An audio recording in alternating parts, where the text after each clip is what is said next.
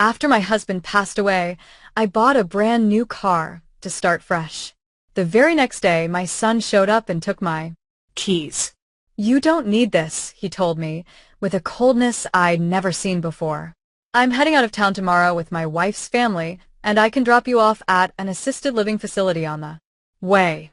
I was paralyzed. My own son, the person I had brought into this world, had just told me I no longer had the right to live my own life. Then, as he drove off down the street in my new car, I sent him a text message. Just 3 words. Check the glove box.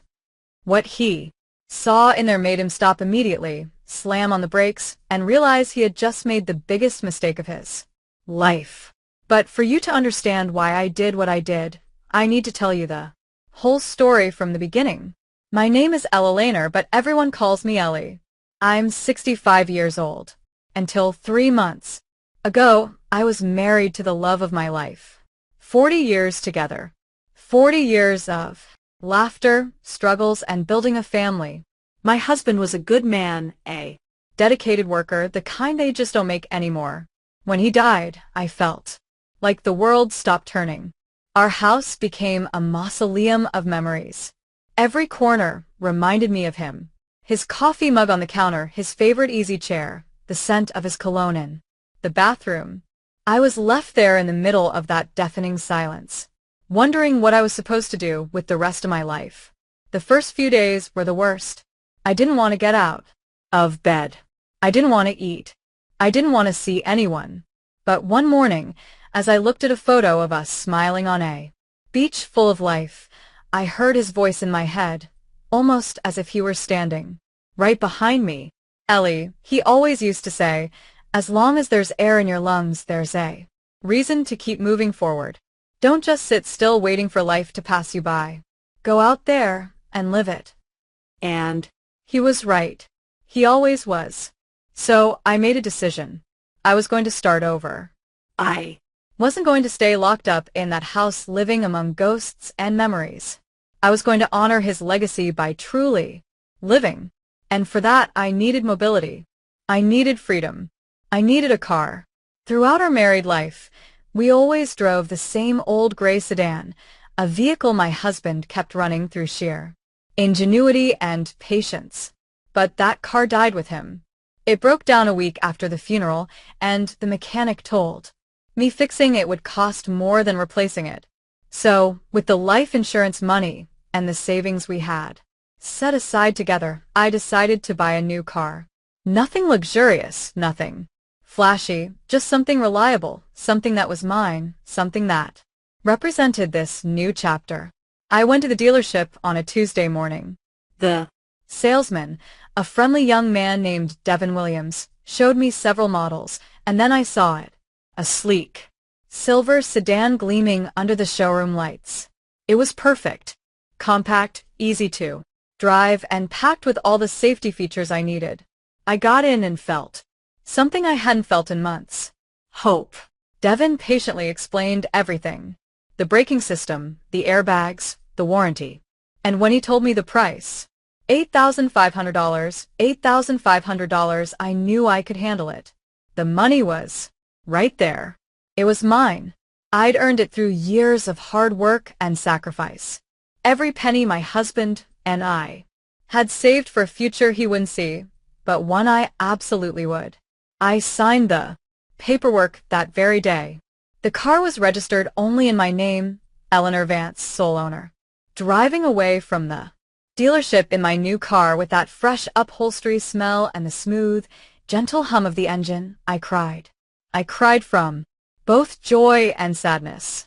Joy because I was taking a step forward, and sadness because my husband wasn't there to see it. But driving back home, with the afternoon sun streaming through the windshield, I knew he would be proud of me. I knew this was exactly what he would have wanted me to do. I got home and parked the car right in front of the driveway. I sat there for a moment, just looking at it. It was beautiful. It was meaning. It was my fresh start. I took the keys inside and left them on the kitchen counter. Then I called my son Marcus to share the news. I wanted him to know his mother was okay, that I was being strong, and that I was honoring his father's memory in the best way possible. Marcus didn't pick up, so I left him a voicemail. Honey, I bought a new car. I'm so excited. Come over when you can so you can see it. I love you.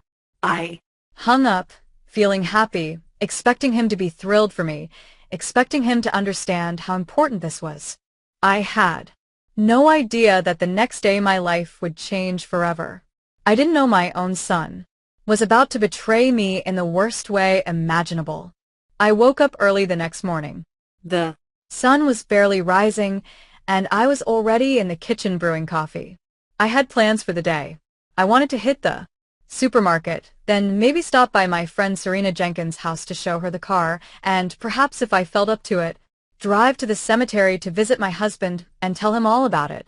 Yes, I know it sounds silly to talk to someone who isn't there, but it made me feel close to him.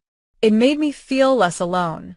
I was finishing my second cup of coffee when I heard a car pull up outside.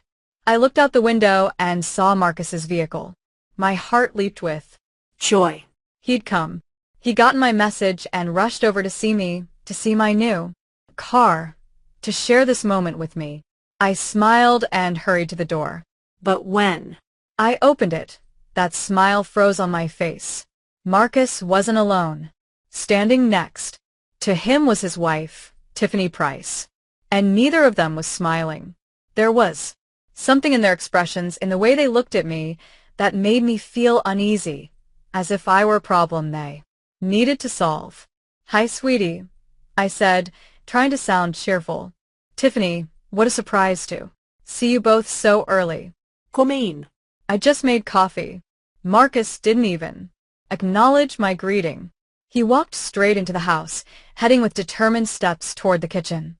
Tiffany followed, giving me a glance I couldn't quite decipher. I closed the door and followed them, feeling the joy I had felt moments before turn into a strange knot in my stomach. Something was off. In the kitchen, Marcus stopped, in front of the counter, looking at my new car keys. He picked them up, weighing them in his hands as if evaluating their mass. Mom, he finally said without meeting my eyes, we need to talk. I crossed my arms, trying to ignore the alarm bells ringing in my head. Sure, honey. What is it? He exchanged a look with Tiffany. She nodded, giving him permission to continue. And then Marcus spoke. Mom, I heard you bought a car. A new one. I did, I replied, my voice sounding more excited than it should have. That's why I called yesterday. I wanted you to come see it. It's beautiful, Marcus. And it makes me feel so free. So, you don't need it, he interrupted. His words dropped like stones into the middle of the kitchen. I stood silent, not understanding. What? I whispered. Marcus finally looked me in the eye. You don't need a car, Mom. Not at your age. You don't drive as well as you used to. It's dangerous. Plus, it's an unnecessary expense. The maintenance, the insurance, the gas. What for? I felt like he had slapped me. Marcus, I drive perfectly fine. My license is current. I passed all the tests. And besides, it's my money, my decision. He shook his head as if speaking to a stubborn child. Mom, that's not the point. The point is being practical. Look, Tiffany and I have been talking. We're taking a trip tomorrow with our parents, a family trip we've been planning for months, and our car is acting up. Yours is new. It's perfect for the drive. Wait, I said, holding up a hand. Are you telling me you came here to ask to borrow my car? Marcus gave a short, humorless laugh. I didn't come to ask for anything, Mom. I came to tell you I'm taking it. Before I could process what was happening, before I could react, he closed his hand around the keys. No, iskramat. Marcus, those are my keys. That's my car. But he was already walking toward the door. Tiffany followed him, completely ignoring me. Marcus, stop. You can't do this. Give me my keys. He paused at the threshold and turned to look at me. What I saw in his eyes broke my heart. There was no love there. No respect, only impatience and something that looked like contempt. Mom, enough with the drama. he said in a voice so cold it didn't sound like my son's. You don't need this car. You don't need any of this. You're living alone in this huge house, clinging to memories. It's not healthy. What are you saying? I whispered, my voice barely escaping my throat. Tiffany and I have been talking, Marcus continued, and we think it would be better for you to consider moving to a more appropriate place, an assisted living facility. There are some really good ones in the city. You'd be looked after. You'd have company. You wouldn't have to worry about anything. And when we get back from the trip, we can go look at a few. In fact, I can drop you off at one on the way. The world stopped. My son's words echoed in my ears, but I couldn't believe them. An assisted living facility. He was telling me to leave my home, my memories, my life to become a burden others had to care for. Marcus, I said, my voice trembling. I don't need a facility. I'm perfectly fine here. This is my house. He sighed as if my resistance was just another inconvenience. Mom, don't make this harder than it has to be. We're taking the car. We'll be gone for a week. When we get back, we'll talk calmly about your situation. And with that, he walked out of the house. Tiffany followed without saying a single word. I ran after them. Marcus. No, please. That car is mine. I bought it with my own money. You can't just take it. But he was already opening the door to my new car, my silver car, my symbol of freedom. Marcus, I'm begging. You, I shouted, tears starting to stream down my cheeks. Don't do this to me. I'm your mother. He paused for 1 second.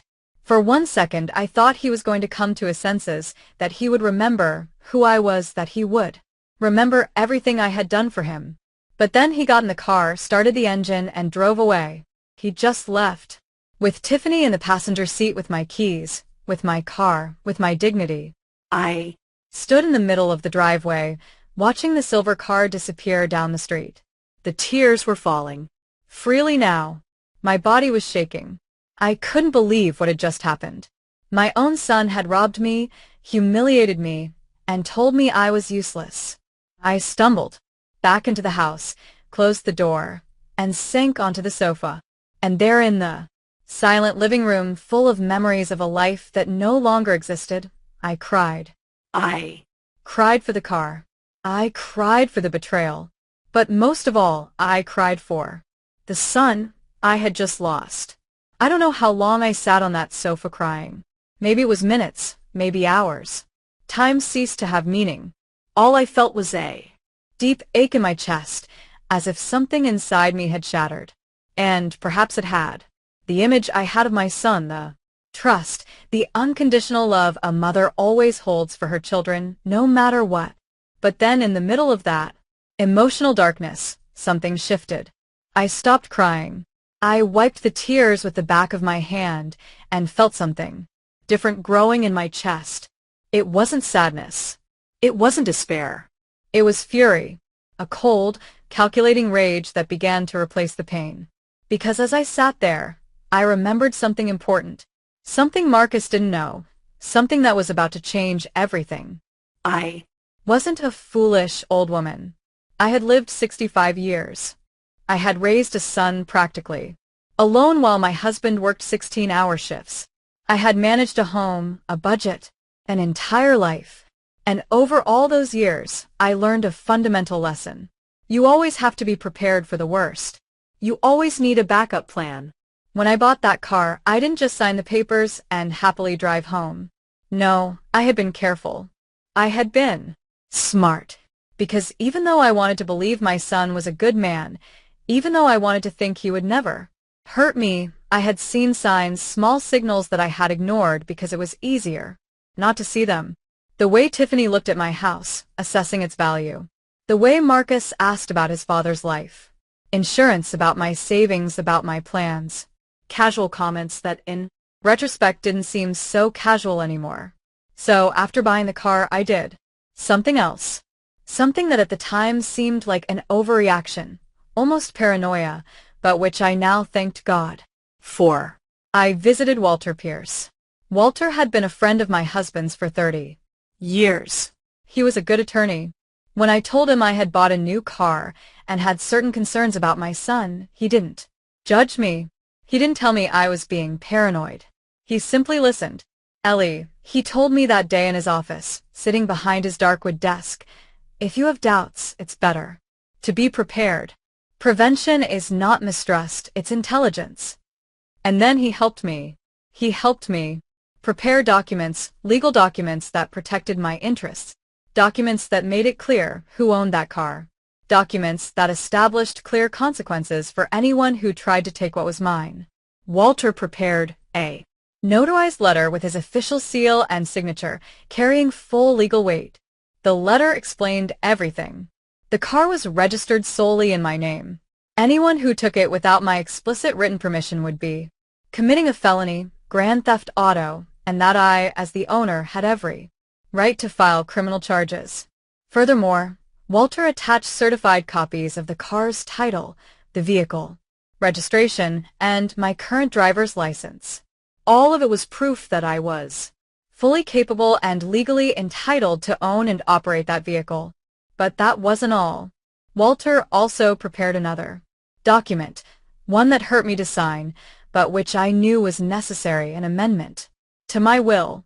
In the original will, which I had made years ago with my husband, Marcus was the primary heir. The house, the savings, everything was to go to him when I died. But after seeing the signs, after feeling that discomfort in my stomach every time Tiffany asked about money, I decided to make a radical change. In the new will, I removed Marcus completely. Not as punishment, I explained to Walter, but as protection. If anything happened to me, I didn't want Tiffany and him to benefit from my death. I wanted my assets to go to charities, organizations that help seniors, animal shelters, places that would truly do something good with that money. Walter included a copy of that new will in the document package. And finally, we prepared one more thing, a sworn declaration signed by me and notarized by Walter, where I clearly stated that I was in full control of my mental faculties, that I was not being coerced or manipulated, and that any attempt to declare me incapable or force me into an assisted living facility against my will would be considered elder abuse and would be legally contested. Walter also attached the results of a recent medical exam that showed I was in perfect physical and mental health. I put that entire packet of documents, that legal arsenal, into a large manila envelope, and I placed that envelope in the glove box of my new car the day before Marcus came to steal it. At that moment, when I placed it there, part of me hoped I would never have to use it. Part of me prayed I was wrong about my soul. But another part, the wiser part that had learned to be cautious, knew it was the right decision. Now, sitting on my sofa, my eyes swollen from crying, I remembered all of it, and a bitter smile appeared on my face. Marcus thought I was a foolish old woman. He thought he could just take what he wanted, and that I wouldn't do anything. He thought I was weak, easily manipulated, that I had given up. But he was dead wrong. I got up from the sofa, went to the kitchen, and poured myself a glass of water. I drank it slowly, feeling the cold rage turn into solid determination. I picked up my cell phone from the counter and looked at it for a long moment. I knew Marcus must be on the highway by now. They were probably headed to Tiffany's parents' house, which was in another state, a 3-hour drive away. They were probably laughing, celebrating how they had just gotten a free new car for their trip. Tiffany was probably telling Marcus how easy it had been, how pathetic his mother was. I opened the messaging app and found Marcus's contact. My fingers trembled slightly over the screen, not from fear, not from sadness, but from anticipation. I knew what I was about to do. I knew the effect it would have. And although the part of me that was still a mother felt pain for what was coming, the other part, the part that deserved respect and dignity, knew it was necessary. I typed 3 words, only 3 words. Short, direct, but charged with a weight Marcus couldn't yet imagine. Check the glove box. That was it. I didn't add explanations. I didn't add threats. I Didn't add emotion. Just those 3 words. I hit send. The message went out. I saw it. Mark itself is delivered, then is read. I imagine Marcus on the highway driving my car, hearing his phone notification. I imagine him looking at the screen, perhaps with Tiffany asking who it was. I imagined him reading that short message and being confused. Check the glove box. What could his mother mean by that? I sat at the kitchen table with the phone in my hand, waiting. My heart was beating fast, but steady. There was no turning back. I had thrown the first stone, and soon, very soon, Marcus would realize he had completely underestimated his mother, that the woman who had given birth to him, who had raised him with love and sacrifice, was also a woman who knew how to defend herself, a woman who would not allow anyone, especially not her own son, to walk all over her. 5 minutes passed, 10 minutes. Then my phone vibrated. It was Marcus. He was calling. I didn't answer. I let it ring until it went to voicemail. He called again and again and again. 5 consecutive calls. All ignored. I wanted him to feel what I had felt. The powerlessness. The desperation. The slow and terrible realization that he had lost control of the situation. Finally he stopped calling and a text message arrived. Mom, what is this? What does it mean? Call me, please. I didn't reply. Another message arrived. Mom, this is a mistake. Can we talk, please? I didn't reply to that one either. And then came the message I had been waiting for. The message that confirmed he had read everything, that he had seen the documents, that he finally understood the magnitude of what he had done. The message read, Mom, please don't do this. It was a mistake. I'm sorry. We can fix this. Don't call the police, please. I read those words over and over. I could feel the panic in every letter, the desperation, the fear, and, although a part of me, that maternal part that never fully dies, felt a pang of pain seeing my son like that, the other part, the one that had been betrayed and humiliated, felt satisfied. Now he knew. Now he understood that his actions had consequences. I let another 10 minutes pass before replying. I wanted him to sweat it out. I wanted every second of silence to remind him of what he had done. Finally, I wrote, Return the car to my house. Now. His reply was immediate. I'm 3 hours away. I'm turning around right now. I'll be there as soon as possible. I promise, Mom. I put the phone on the table and leaned back in my chair. A strange feeling washed over me. It wasn't joy. It couldn't be joy when it involved my own son. But it was something akin to justice, to vindication. I had spent my entire life being gentle, being understanding, being the perfect mother who always forgave everything. And look where that got me. Treated like an obstacle, like something disposable. I went to my room and looked in the mirror. I saw a 65-year-old woman with gray hair, wrinkles around her eyes, and hands that had worked hard all her life. But I also saw something else. I saw strength. I saw dignity. I saw someone who wasn't going to give up. My husband always told me I was stronger than I thought. I wish he could see me now. I wish he could see his wife defending herself. I think he'd be proud. I changed my clothes, putting on a deep green dress that my husband had given me years ago. I styled my hair and put on a little lipstick.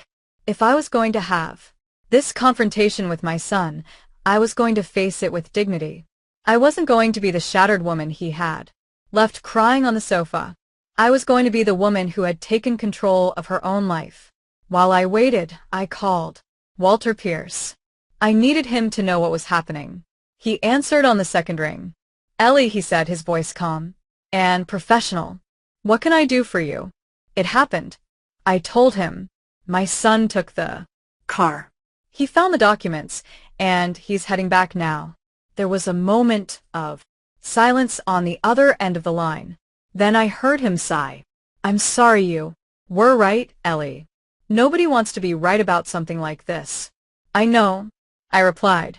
But now I need to know what's next. Walter patiently explained. Technically, Marcus had committed a felony, grand theft auto.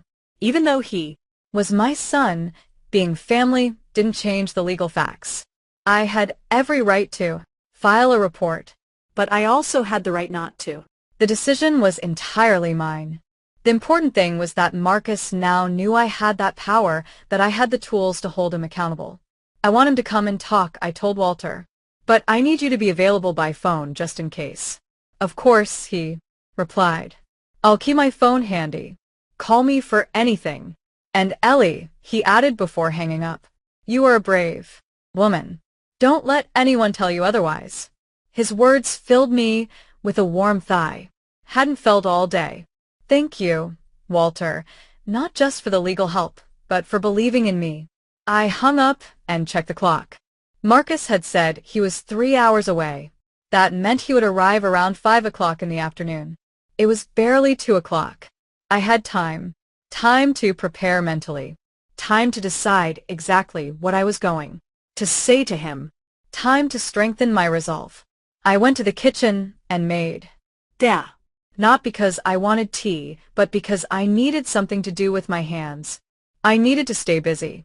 While the water boiled, I thought about all the times I had sacrificed something for Marcus. All the sleepless nights when he was a baby. All the times I put his needs before my own. The summers the first worked 2 jobs, so I could pay for the music lessons he wanted. The times I defended his bad decisions to others because he was my son, and that's what mothers do. And I thought about Tiffany, how she had entered our lives 5 years ago. How from the start there was something about her that made me uneasy. She wasn't openly cruel or rude, but there was a coldness in her eyes, a way of evaluating everything in terms of monetary value. I remembered the first time she came to my house, how she walked through the rooms as if she were appraising the property, how she asked what the house was worth, how much I had in my savings if I had life insurance. My husband had noticed it too. One night lying in bed, he told me, Ellie, there's something about that girl I don't like. I think she's only with Marcus for the money. I defended my son. I said he was being paranoid, that he was just protective. But he was right. My husband was always a good judge of character, and I should have listened to him. After my husband died, Tiffany changed. She became bolder, more direct with her questions about money, more insistent that I should sell the house, move to something smaller, and invest the money. And Marcus, my own son, began to echo her words as if they were a team, as if I were the project they had to solve together. The tea grew cold in my cup without my touching it. The hours passed slowly. Every time I heard a car drive by on the street, my body tensed up, but it wasn't him. Not yet. At 4:30, my phone vibrated. It was a message from Marcus. 20 minutes away. Please, Mom. I need to talk. I didn't reply. I just stood up, smoothed my dress, and prepared myself. At 4:50, I heard the familiar engine sound. My car, my silver car, pulling into the driveway. I looked out the window. Marcus was at the wheel. He looked pale, exhausted. Tiffany wasn't with him. Interesting. Maybe he had dropped her off somewhere. Or maybe she hadn't wanted to face the consequences of their actions. Marcus turned off the engine and sat inside the car for a moment. I could see his profile from the window. He had his head in his hands. Then he picked up something from the passenger seat, the manila envelope, the documents. Finally, he got out of the car and walked toward the door. Each step seemed heavy, weighted down by the gravity of what he had done. He rang the doorbell. He didn't use his keys, perhaps out of respect or perhaps out of fear. I waited a few seconds before opening. I wanted him to feel the uncertainty. When I finally opened the door, our eyes met. His were red. He had been crying. Good, I thought. Now he knows how it feels. Mom, he began, his voice trembling. I raised a hand to stop him. Come inside, I said coldly. Not out here. He nodded and walked past me, carrying the envelope in one hand and my keys in the other. We walked in silence to the living room. I pointed to the sofa. Sit down. He obeyed like a scolded child. I sat in the armchair, across from him, in the same room where I had been crying hours earlier. But now, I was different. Now I was in control. Marcus placed the envelope and the keys on the coffee table between us. I read everything he finally said. Mum, Didn't know you had all that prepared. I crossed my arms. And what does that change, Marcus? The fact that you didn't. No, there were consequences makes what you did okay? He shook his head quickly. No, of course not. What I did was wrong. Very wrong. I know it. Then tell me, I said, leaning forward. Tell me exactly what was wrong with it. I want to hear you say it. He swallowed hard. I took your car without permission. That was theft. And I said horrible things to you, unforgivable things about the assisted living facility. I don't know what I was thinking. You weren't thinking, I interrupted. Or rather, you were thinking. You were thinking your mother was a foolish old woman you could manipulate, that you could treat like garbage. Marcus started crying openly now. No, Mum. No, I love you. You're my mother. It's just that Tiffany said that. He stopped abruptly, realizing what he had just admitted. I said, leaning back in my chair. So it was Tiffany's idea. Of course. It's always Tiffany's idea, isn't it, Marcus? And what are you, a 42-year-old man who can't make his own decisions, who lets his wife control him like a puppet? Marcus lifted his head sharply. It's not like that, Mom. I make my own decisions. Then why did you do this? I asked him. Why did you come to my house, take my keys, and tell me I didn't need my own car, that I should go to an assisted living facility? Were those your words, Marcus? They came out of your mouth, not Tiffany's, yours. He wiped his tears with the back of his hand. You're right. You're completely right. I have no excuse. I can only tell you that I am sorry, that I made a terrible mistake, and that it will never, ever happen again. A mistake? I repeated, not looking at him. You call this a mistake? Mistakes are accidental, Marcus. Tripping is a mistake. Forgetting a date is a mistake. But what you did was deliberate. It was planned. You came here with the intention of taking something that was mine. I turned to face him, and not just the car.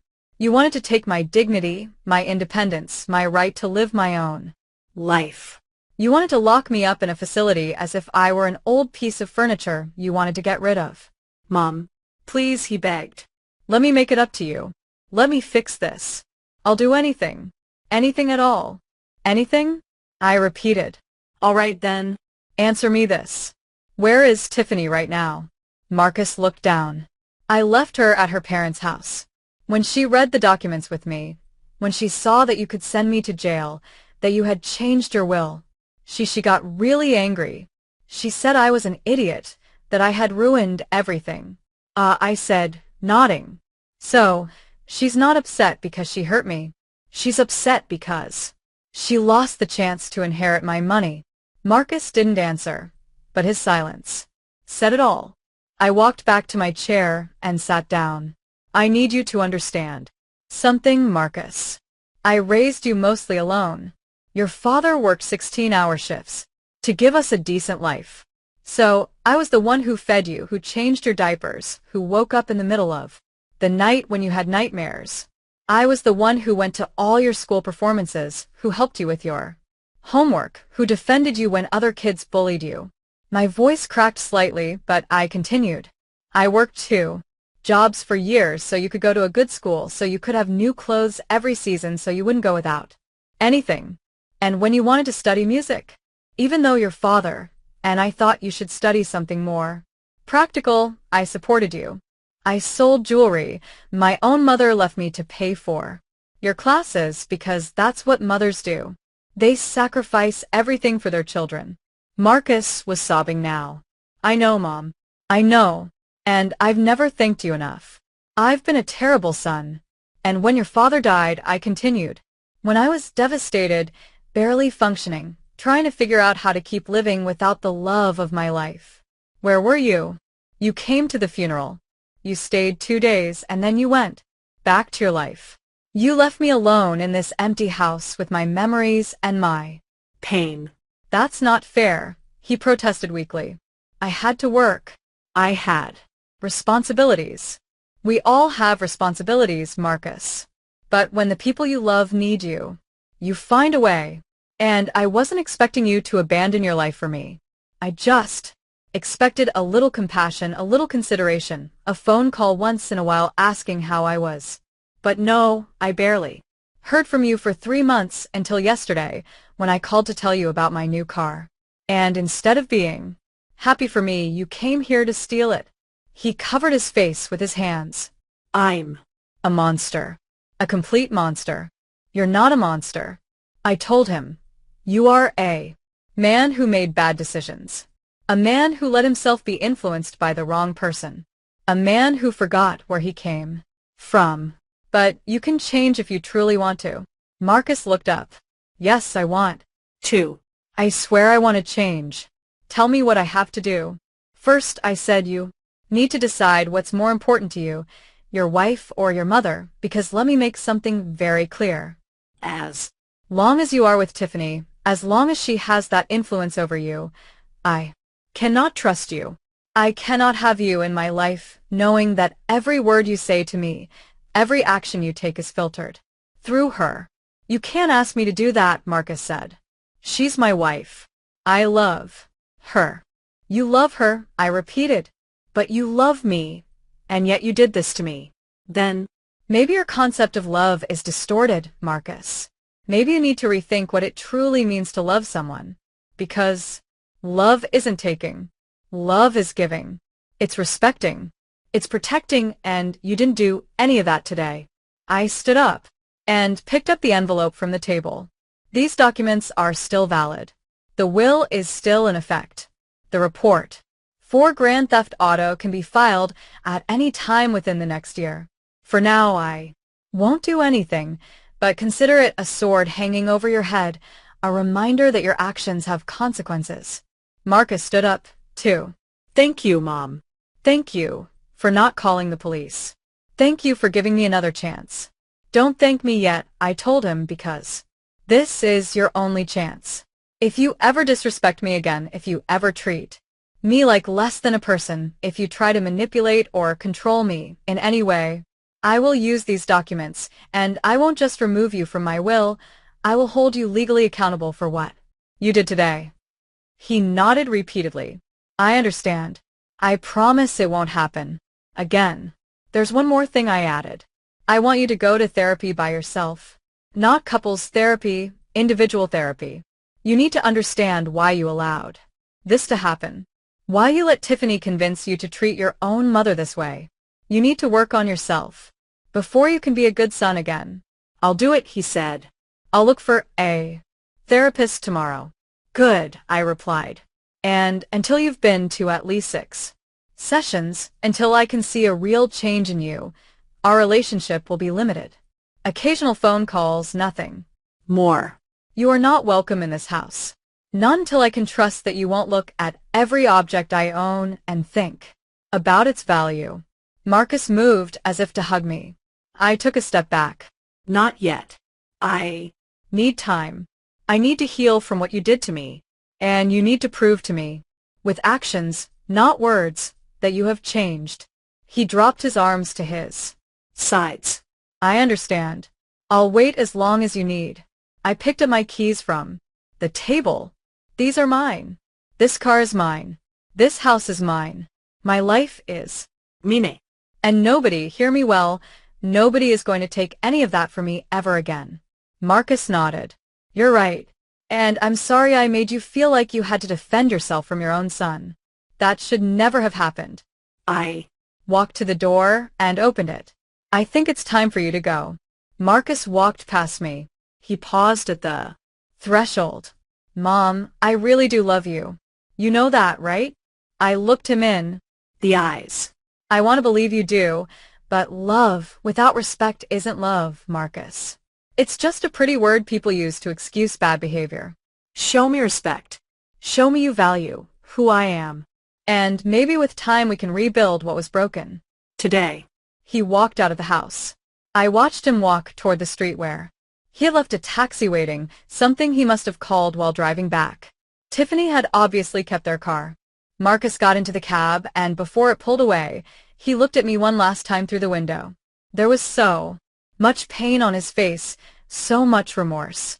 Part of me wanted to run to him, hug him, tell him everything was okay, because that's what mothers do, right? They forgive. They always forgive. But I had forgiven too many things in my life. I had forgiven small slights, Tiffany's rude comments, Marcus' lack of attention after his father's death, and all that forgiveness had only made them think they could keep treating me poorly, that I would always be there absorbing everything without complaint. But not anymore. This version of Ellie was different. This version knew how to set boundaries. I closed the door and leaned against it for a moment. My whole body was shaking, not from fear, not from sadness, but from pure adrenaline. I had just confronted my son. I had just set boundaries I never thought I would have to set. And even though it hurt, even though every maternal fiber in my body screamed at me to be softer, I knew I had done the right thing. I walked to the kitchen and poured myself a glass of water. My hands were still trembling slightly. I checked the clock. It was barely 6 o'clock in the evening. I felt like days had passed since Marcus had arrived that morning and taken my keys, but only a few hours had gone by. Hours that had changed everything. I picked up my phone and called Walter. I needed to tell him how the confrontation had gone. He answered immediately. Ellie, tell me you're okay. Ai fine, he replied. Better than I expected, actually. Marcus returned the car. We talked. I set clear boundaries, and he accepted everything. Walter sighed with relief. I'm glad to hear that. You did exactly what you needed to do. It must have been difficult. It was, I admitted, but it was also necessary. And you know what's strange? I feel stronger now, like I've finally recovered something I lost a long time ago. That's called dignity, Walter said softly. And you deserve to feel that way. We chatted for a few more minutes. He reassured me that the documents were still valid, that I had all the legal power on my side, and that if I ever needed anything at all, I just had to call him. Thank you, Walter, not just for the legal help but for believing in me. Always, Ellie. Always. After hanging up, I stood in the middle of the kitchen, unsure what to do. The house was silent, too silent. All day long, I had been so focused on the confrontation, on mentally preparing myself to face Marcus, that I hadn't thought about what would come next. And now, in that silence, reality began to set in. My son had betrayed me. That wasn't going to change. We might rebuild our relationship eventually if he truly put in the effort. But it would never be the same. That innocence, that blind trust a mother has in her child was broken. And even though I had won the battle, even though I had successfully defended my dignity, I couldn't deny that I had also lost something.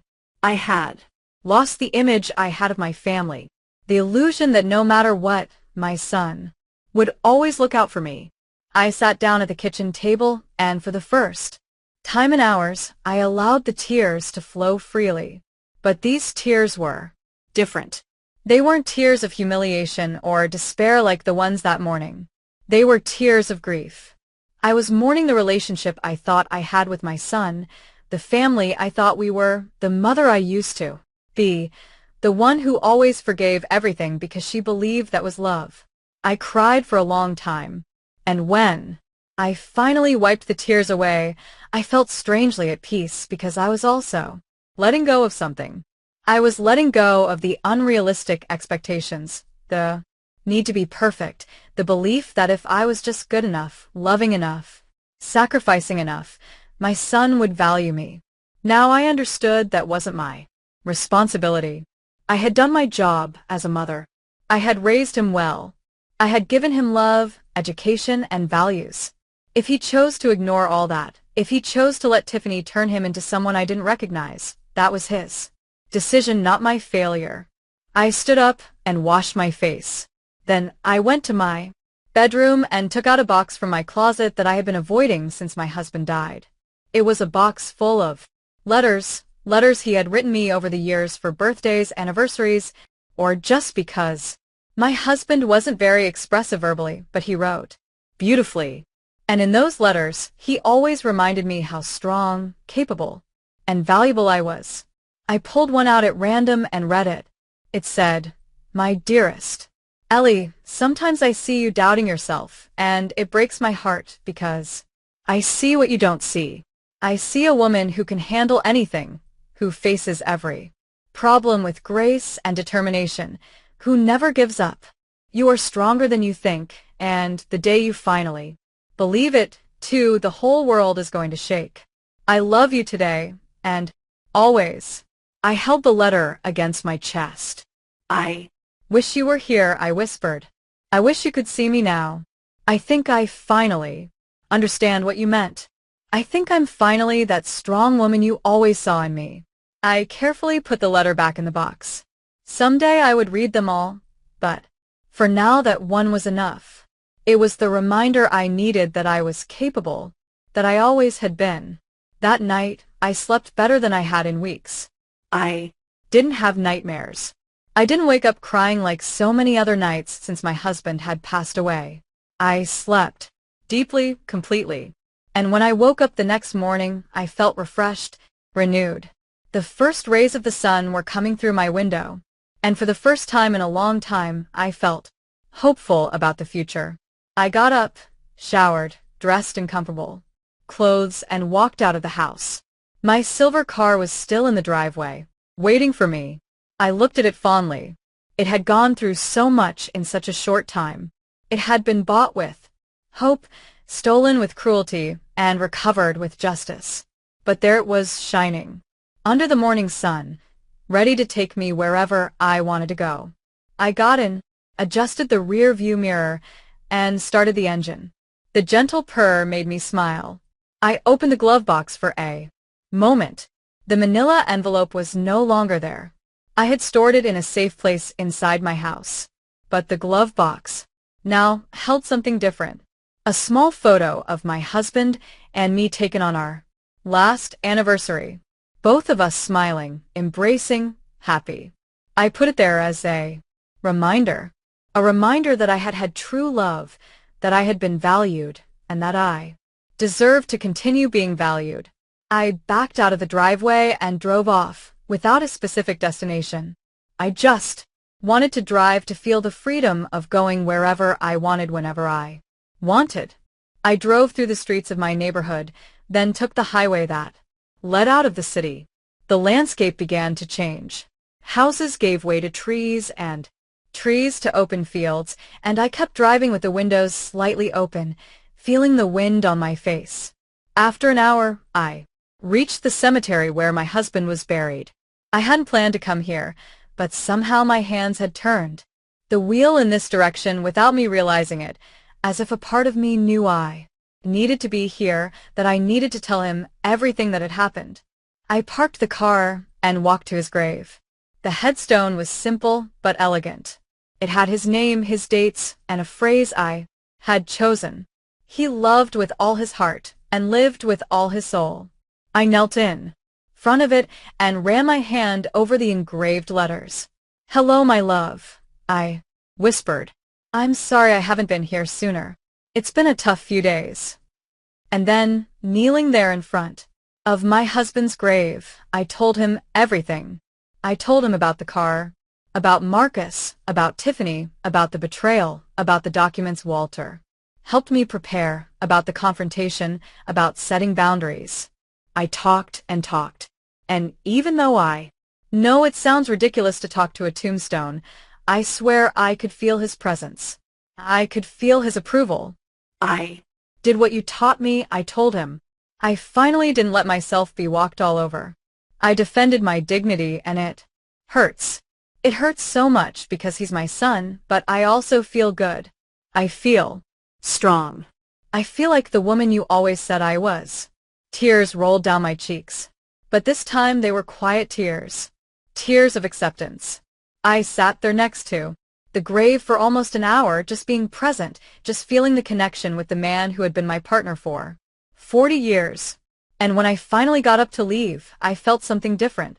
I felt as if he had given me his blessing, as if he had told me it was okay to move on. That it was okay to put my needs first for once in my life. I drove back home feeling lighter. But when I arrived, there was a car parked in front of my driveway. I didn't recognize it at first.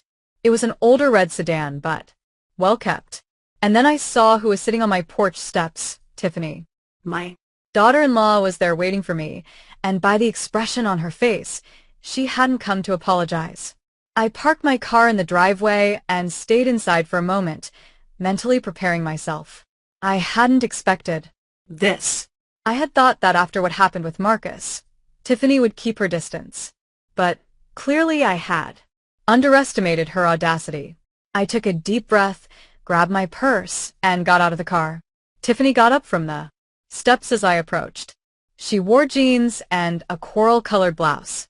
Her hair was perfectly styled as always, her makeup flawless. But there was something in her eyes, something cold and calculating that made me stop a few feet away. "Tiffany," I said in a neutral voice. "I wasn't expecting to see you here." "We need to talk," she replied. Her voice was strained, controlled. "About what?" I asked, though I already knew the answer. She crossed her arms. "About what you did to Marcus. About how you almost put him in jail over a simple misunderstanding. About how you changed your will to punish us for a mistake." "A misunderstanding?" I repeated slowly. "Is that what you call theft? A misunderstanding?" Tiffany snorted. "Please, Ellie. He's your son. Family. It wasn't theft. He just borrowed the car, and you turned it into a huge drama. You called an attorney, prepared legal documents, threatened to call the police. All that over a car." "It wasn't just over a car," I said, feeling the anger begin to simmer inside me. "It was about respect. It was about dignity. It was because my own son walked into my house, took my keys without permission, and told me I didn't need anything anymore, that I should go to an assisted living facility. Those were his words, not mine." Tiffany waved her hand as if swatting a fly. "He was frustrated. He said things he didn't mean. We all do that when we're stressed." I said, taking a step toward her. "So, when you're stressed, do you also tell your mother to go rot in a nursing home? Because if so, maybe you should. Work on your stress management." "Don't you dare judge me," Tiffany said, pointing a finger at me. "You don't know anything about my life, about our problems. Marcus and I are going through financial difficulties. We needed that car for the trip. My parents were going to help us with money, but we had to get there, and you selfishly denied us." I laughed. It was a bitter, humorless laugh. Selfishly? I was selfish for not letting you steal my car. The car I bought with my own money. The car that represents my independence. "Tell me, Tiffany, in what universe is it selfish to protect what is yours?" She pursed her lips. "You're his mother. You're supposed to help him when he's in trouble, not punish him, not threaten him with jail." "I helped him for 42 years, I said, raising my voice. "I fed him, clothed him, paid for his education, and sacrificed my own needs so he would have everything. But apparently that's not enough for you. Do you want me to keep sacrificing until there's nothing left of me? Until I'm just an empty old woman, without dignity or rights?"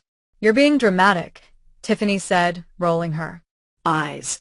"No one is asking you not to have dignity, just to be reasonable, to understand that family helps each other. Out to share your resources with your only son. Family helps each other out?" I repeated. "Then where was Marcus when my husband died? Where were you two when I was devastated, completely broken, not knowing how to keep living? You came to the funeral, stayed for 2 days, and then disappeared for 3 months. We had our own lives," Tiffany protested. "Jobs, responsibilities." "Exactly." I said. "You had your own. lives, and I respect that. I never asked you to drop everything for me. But now That I'm trying to rebuild my own life, to find some happiness after losing the love of my existence, you show up demanding that I give you everything. my Car, my house, eventually my money when I die. It's all about what I can give. You. Tiffany took a step closer. her face was red. You know what your problem is, Ellie? You're bitter. You're lonely and resentful because your husband died, and now you want everyone to suffer with. You. That's why you're pushing Marcus away. That's why you changed your will. Because if you can't be happy, no one else can be either. Her words hit me like slaps. But instead of hurting me, something different happened. Something clicked in my mind. Tiffany wasn't here for Marcus.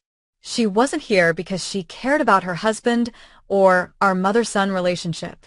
She was here for the money, for the inheritance she had just lost.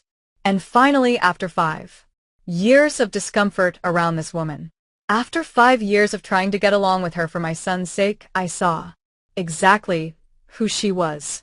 Get off my property, I said in a calm but firm voice. Tiffany blinked. What?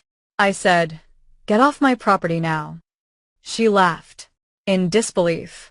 I'm not leaving until we talk about this like adults. We already talked, I replied. And I've heard enough. Now leave before I call the police for trespassing. You wouldn't dare, Tiffany said. But there was uncertainty in her voice now. After what happened with Marcus, after seeing that I actually prepared legal documents, after understanding that I'm not playing around, you still underestimate me. Try staying and you'll see. I took my phone out of my purse. Tiffany looked at me, then at the phone, then back at me. You're crazy, she muttered. Completely crazy. Maybe I said. Or maybe I'm finally sane after years of letting people like you walk all over me. Now leave. Tiffany looked at me with pure hatred. This isn't over, she threatened. Marcus is my husband, and I'm going to make sure he understands he has to choose. Either his crazy mother or his real family. Go ahead, I said. Make him choose. Because something tells me that when Marcus truly thinks about who has been there for him his entire life, and who only showed up when there was something to gain, the decision is going to be easier than you think. Tiffany spun on her heel and walked toward her car. She got in, started the engine with more force than necessary, and sped out of my driveway, tires screeching. I stood there watching her drive away. My heart was pounding fast. My hands were shaking, not from fear, but from pure adrenaline. I had just faced Tiffany. I had just told her exactly what I thought, unfiltered, without being the agreeable mother-in-law, without trying to keep the peace at any cost, and it felt incredible. I walked into my house and locked the door. Then I collapsed onto the sofa and let out a laugh of relief, of liberation. For 5 years, I had walked on eggshells around Tiffany. I had ignored her rude comments. I had pretended not to notice how she assessed my house, as if it were already hers. I had smiled when she criticized my cooking, my clothes, my decisions, all because I didn't want to cause trouble, because I wanted Marcus to be happy. But now I realized something fundamental. By trying to keep the peace, by allowing Tiffany to disrespect me over and over without consequence, I hadn't helped anyone. I hadn't made Marcus happy. I had only taught him that it was okay for his wife to treat his mother badly, that it was acceptable, that I would tolerate everything. And by doing that, I had contributed to the problem. I had allowed this toxic dynamic to grow to the point where my own son felt he could rob me and threatened to put me in a home. That night, sitting in my living room, I made an important decision. No more. No more being agreeable. No more putting the needs of others before my own to the point of losing myself. No more sacrificing my dignity for the illusion of family harmony. If Marcus really wanted to rebuild our relationship, it was going to have to be on my terms, with mutual respect, with clear boundaries. And if that meant our relationship would never be the same as before, then so be it. because the relationship we had before was broken anyway. The next few days were strange, quiet. I didn't hear from Marcus. No texts, no calls. Part of me wondered if Tiffany had made good on her threat, if she had forced Marcus to choose, and he had chosen her over me. The idea hurt. But I also knew that if that was the case, if my son really chose a woman who hated me over his own mother, then there was nothing more I could do. I had done my part. I had set my boundaries. I had defended my dignity. The rest was up to him. I decided to focus on myself, on my own healing, on my own growth. I called my friend Serena Jenkins, whom I hadn't seen in weeks. I told her everything that had happened. And instead of judging me, instead of telling me I should forgive my son unconditionally because that's how families work, she supported me completely. Ellie, she said over the phone, her voice full of pride. You did the right thing. What Marcus did was unforgivable, and I'm glad you finally stood up for yourself. Her words filled me with relief. For days, I had had this voice in my head telling me that maybe I had been too harsh, that perhaps I should have been more understanding. But Serena reminded me that being understanding doesn't mean being a doormat. We made plans to meet for lunch the next day. It had been so long since I had gone out, since I had socialized, that I had almost forgotten what it felt like to have a life outside of my family problems. The next day, I drove my silver car to the restaurant where we had agreed to meet. Serena was already there, sitting at a table by the window. When she saw me walk in, she got up and gave me a big hug. Look at you, she said, stepping back to evaluate me. You look different, stronger. I am, I replied. Or, at least I'm trying to be. We sat down and ordered, and for the next 2 hours we talked. We really talked not just about Marcus and the family drama, but about everything, our lives, our dreams, what we wanted to do with the time we had left. Serena was a widow, too. Her husband had died 5 years ago, and she told me how the first few years were terrible, how lost she felt, how she didn't know who she was without her husband. But eventually she told me, I found a new version of myself. A version that enjoys things I never tried before, who travels alone, who takes painting classes, who doesn't need anyone's approval to be happy. Her words resonated deeply with me because that was exactly what I was trying to do. Find a new version of myself.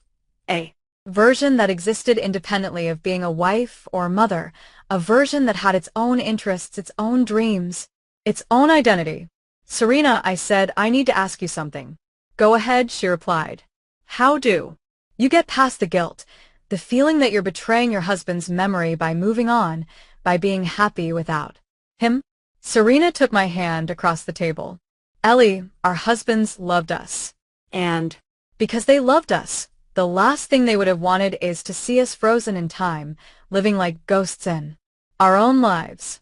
My husband told me before he died, he literally made me promise that I was going to keep living, that I was going to find joy again, that I wasn't going to waste the years I had left mourning, the ones we lost together. And your husband, I'm sure, would have told you the same. She was right. My husband had told me in those letters I kept in the box, in conversations we had about death, about what we wanted for each other if one of us went first. He had made me promise not to give up, to keep moving forward, and I was fulfilling that promise. Thank you, Serena. I needed to hear that. You're welcome, she replied, smiling. And now let's talk about more exciting things. What are you going to do with all this new freedom you have? The question caught me off guard. I hadn't really thought about it.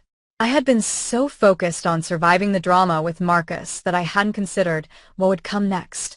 What did I want to do now that I had a car? Now that I had mobility? Now that I had my life back?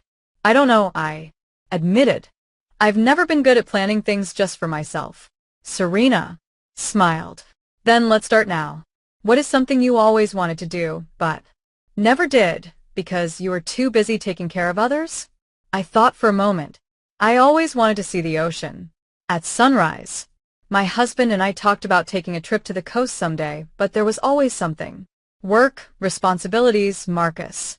And then he got sick, and we ran out of time. Serena slapped the table with her palm. Perfect. Then, that's what you're going to do. You're going to drive to the coast. You're going to watch the sunrise over the ocean, and you're going to do it for yourself. Not as a tribute to your husband, not because you feel obligated to, but because you want to. Because you deserve to experience something beautiful. The idea both scared and excited me. It was a 5-hour drive to the nearest shoreline. I would have to drive alone, possibly stay in a hotel, and do everything myself without anyone to lean on. But I also realized something else. That was exactly what I needed.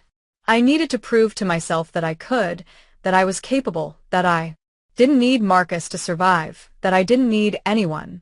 I'm going to do it, I said, feeling more sure with every word.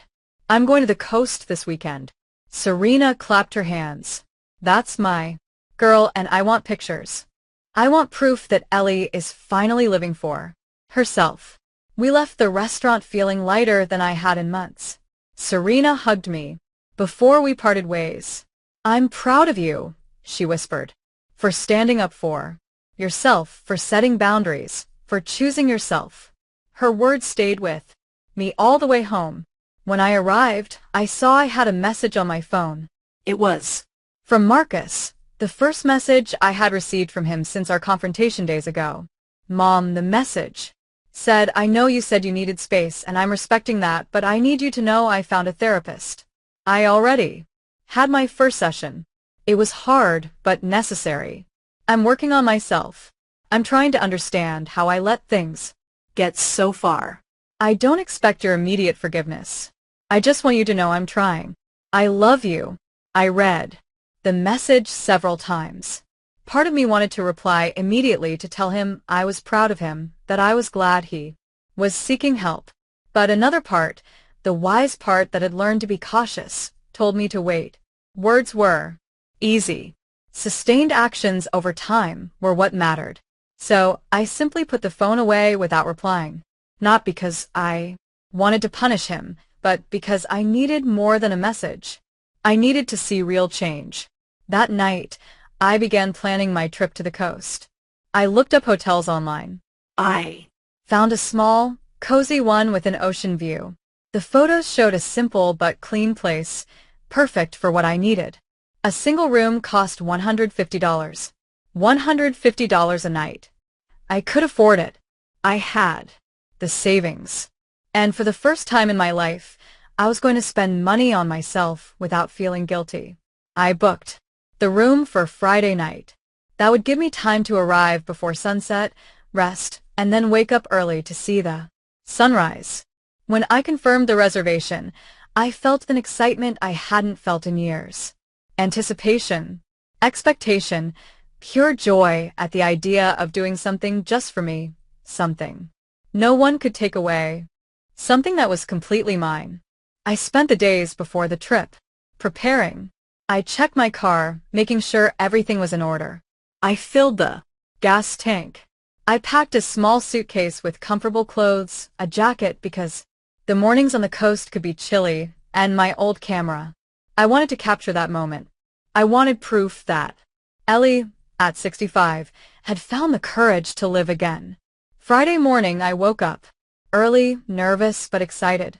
I loaded my suitcase into the car. I checked that I had my charged phone, my license, my credit card, everything I needed. I stood in front of my house for a moment looking at it. This house that had been my home for so many years. This house, full of good and bad memories. And I realized I no longer felt trapped. It was no longer a mausoleum. It was simply a house, a place where I lived. But it wasn't what defined me. I got into my silver car, adjusted the seat, started the engine, and pulled out of my driveway. The sun was just beginning to rise on the horizon. I had a long road ahead of me, a 5-hour drive. But for the first time in a long time, that didn't scare me. It thrilled me. I drove through the streets of my city, then took the highway that would lead me to the coast. Traffic was light at that Hour. The road stretched out before me like a promise. I put on music on the radio, old songs my husband and I used to listen to, and instead of crying, I smiled. I wasn't running from the memories. I was taking them with me. I Was honoring them by living. During the drive, I stopped at a gas station. As I Filled the tank, an older woman approached. She was traveling alone, too. We smiled at each other with that complicity only women of a certain age understand. She asked me where I was. going. To the coast, I replied. To see the sunrise. How beautiful, she said. I'm traveling alone, too. It's liberating, isn't it? It is, I admitted. More than I expected. We exchanged a few more words before going our separate ways. But that brief encounter left me thinking. How many women like me were out there? Widows, mothers, grandmothers, women who had spent decades taking care of others and who were finally learning to take care of themselves. Women who were reclaiming their independence, their dignity, their right to exist beyond the roles society had assigned them. I wasn't alone in this, and that realization filled me with strength. I arrived at the hotel around 3 o'clock in the afternoon. The place was exactly as it looked in the photos, small, quaint, located right in front of The beach. the receptionist, a young man named Andre Scott, greeted me with a warm smile. Welcome, Miss Vance. Your room is ready. It has a beautiful ocean View. I took the keys and went up to my room. When I opened the door, the smell of the sea hit me immediately. The windows were open and the sea breeze Drifted in freely. I left my suitcase on the floor and walked onto the balcony. The view was breathtaking. The ocean stretched out endlessly before me. Waves gently crashed on the shore. Birds circled over the water, and the sun, beginning its descent toward the horizon, painted everything in shades of orange and pink. I stood there, hands on the railing, just breathing, just being. And I felt something I hadn't felt in months. Peace. True, deep peace. That night, I ate dinner alone at a small restaurant near the hotel. I ordered fresh fish and a glass of white wine. The waiter, noticing I was alone, asked if I was waiting for someone. No, irablia. I'm alone, and it's perfect this way. He nodded approvingly. Sometimes the best company is yourself. He was right. Throughout the entire dinner, I didn't feel lonely. I felt complete. I enjoyed every bite, every sip without having to worry about anyone else, without having to make sure others were comfortable first. After dinner, I walked along the beach. The moon was almost full and illuminated the water with a silver glow. My bare feet sank Into the cool sand. The sound of the waves was hypnotic. I walked for almost an hour just thinking about everything that had happened. My husband, Marcus, Tiffany, the woman I had been, and the woman I was becoming. And I realized something important. I Wasn't angry. I no longer held resentment. I had set my boundaries. I Had defended my dignity. And now I could let go. I could release the rage, because holding on to it only hurt me. I returned to the hotel around 10 o'clock.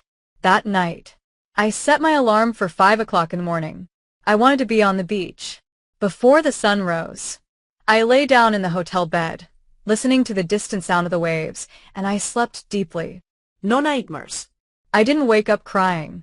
I just slept. And when the alarm went off at 5, I got up feeling rested, renewed. I quickly dressed in warm clothes, grabbed my camera, and left the hotel. The beach was deserted at that Hour. The sky was still dark, but I could see the first touch of light on the horizon. I found a spot in the sand, sat down, and waited. Slowly, gradually, the sky began to change. First from black to deep navy blue, then to purple, then to pink, and finally the sun began to emerge from the ocean. A ball of orange fire that transformed everything in its path. It was the most beautiful spectacle I had ever seen.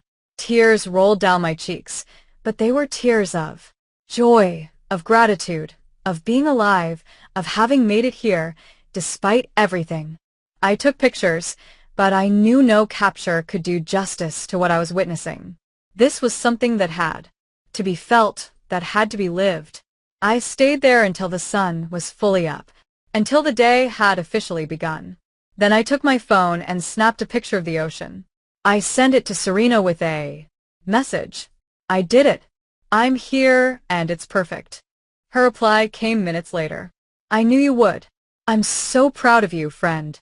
Then, after thinking about it for a moment, I opened my conversation with Marcus.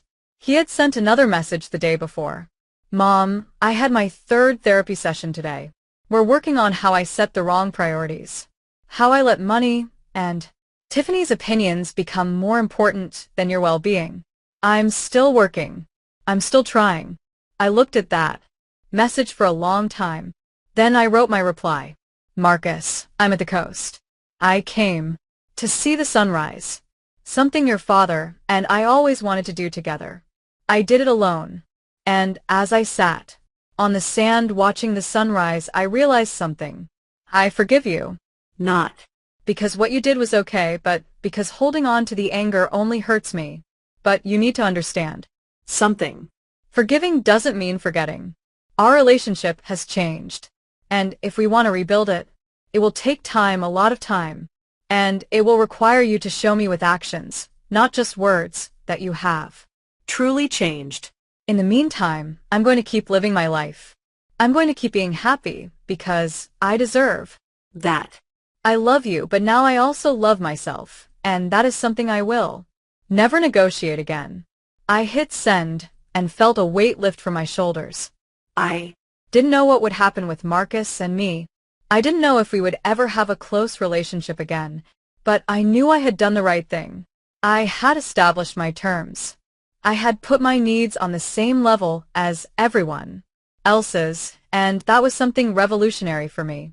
I stayed on the beach until 8 o'clock in the morning. Then I returned to the hotel, had breakfast, packed my things, and began the journey back home. But I was not the same woman who had made that trip the day before. I was someone different, someone stronger, someone who had learned that it's okay to defend yourself, that it's okay to set boundaries, that it's okay to choose yourself. When I arrived home that afternoon, my phone had a message from Marcus. Thank you, Mom. Thank you for giving me another chance. I'm going to show you I can change, and about Tiffany. We need to talk. There are things I need to figure out. I read the message and smiled. I didn't know exactly what it meant, but it sounded promising. It sounded like Marcus was finally waking up, finally seeing things clearly. But even if he didn't, even if he chose to stay with Tiffany and continue down that path, I would be fine because I had discovered something fundamental. I didn't need my son's approval to be happy. I didn't need anyone to validate me. I was enough. I had always been enough. That night, sitting in my living room with a cup of tea, I looked around my house, the furniture my husband and I had chosen together, the photos on the walls, the memories of a life well lived. And instead of feeling sadness for what I had lost, I felt gratitude for what I had had and excitement for what was still to come. This wasn't my story ending. This was my story beginning a new chapter. A chapter where I was the protagonist, where I made the decisions, where I lived life on my own terms. Sometimes justice doesn't come as a great act of revenge. Sometimes it comes quietly. It comes in the form of established boundaries, recovered dignity, and learning to value yourself enough not to let anyone treat you as less than you are. My son took my car, thinking I wouldn't do anything, thinking I was weak, thinking he could walk all over me. And what he found in that glove box wasn't just legal documents. It was the truth that his mother was stronger than he imagined, that there were consequences, that respect is not optional, it is necessary. And now, as I drive my silver car through the streets of my city with the wind in my hair and the sun on my face, I know I made the right decisions. I defended my dignity, I set boundaries, and I reclaimed my life. This is Ellie. And finally, After 65 years, I learned to live for myself. Did you like my Story? And which city are you listening from? Let's meet in the comments. If you like the story, you can support me by sending a super thanks so I can keep bringing more stories like this. Thank you so much for your sweet support. I'm Looking forward to your comments on the story. On the screen you can see 2 new life stories that I highly recommend. There's so much more on my channel. Don't forget to subscribe. See you in the next life story. With love.